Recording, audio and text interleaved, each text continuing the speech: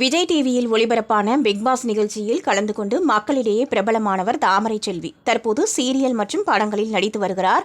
பிரபல டிவியில் சின்ன மருமகள் என்ற தொடரில் கதாநாயகிக்கு அம்மாவாக நடித்திருந்தார். இந்நிலையில் தாமரையை திடீரென நீக்கிவிட்டு வேறு ஒருவரை ஒப்பந்தம் செய்துள்ளனர். இதற்கு தாமரை செல்வி கொடுத்துள்ள விளக்கம் தற்போது வைரலாகி வருகின்றது. நடன கலைஞரான தாமரை செல்விக்கு மிகப்பெரிய அடையாளத்தை கொடுத்தது பிக்பாஸ் மேடை என்றே கூறலாம்.